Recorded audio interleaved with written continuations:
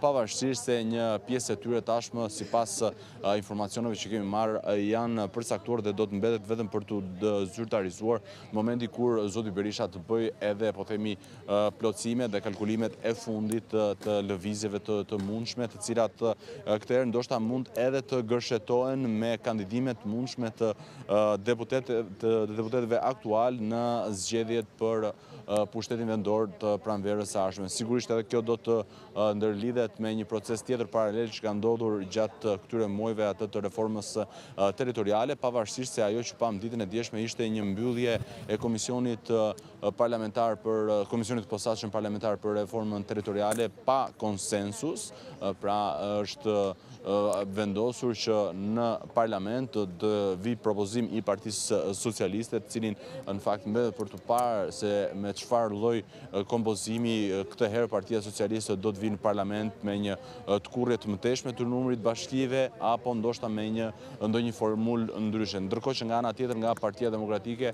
mbetemi për të parë dhe për zbuluar variantin të cilin ata e kanë përgatitur me ekspertët e tyre, pasi në disa dalje në fakt Esmeralda zoti Berisha, por edhe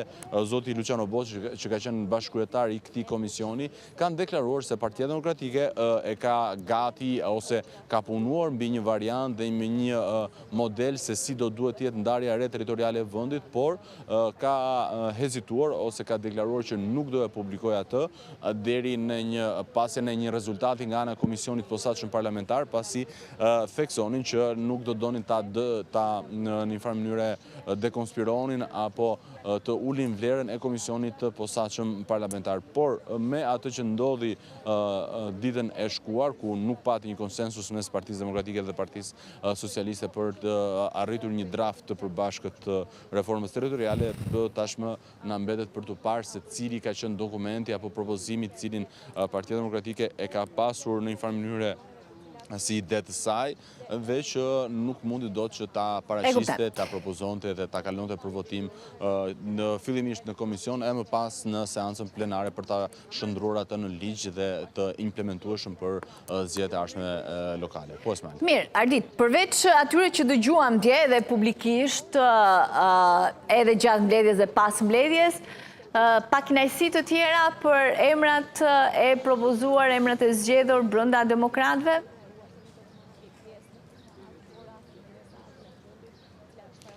Në fakt,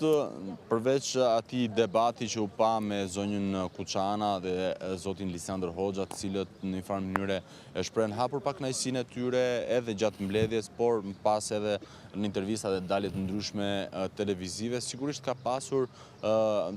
po themi persona që ndoshta mund ta kenë dëshiruar edhe më të fortë këtë proces ndryshimi apo ripërtëritje, siç ka cilësuar Sali Berisha, por nga ana tjetër ka pasur edhe mbështetës apo edhe idhëtar të tjerë të cilët e kanë parë me një lloj skepticizmi hapjen kaq të madhe apo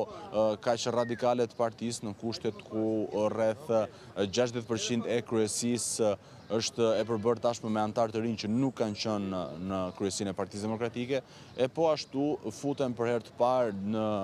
nivelin e nën kryetarit Partisë Demokratike dy personazhe, dy të rinj, të cilët kanë vetëm ndoshta pak vite që janë pjesë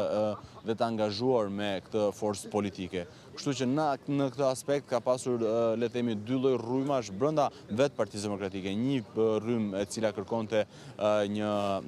rinovim më të plotë dhe më tërësor të Partisë Demokratike, rinovim që sipas tyre do duhet përfshinte edhe ndryshimin e sekretarit përgjithshëm, edhe tek nënkryetari do duhet kishte një rinovim total bashkë me dy tjerë që janë ex officio, pra zotin Bardhi dhe zotin Gjekmarkaj, e nga ana tjetër rryma e cila në një farë mënyre mund ta cilësojmë pak më konservatore, që ka një shikim jo aq shumë pozitiv për prurjet e reja që vinë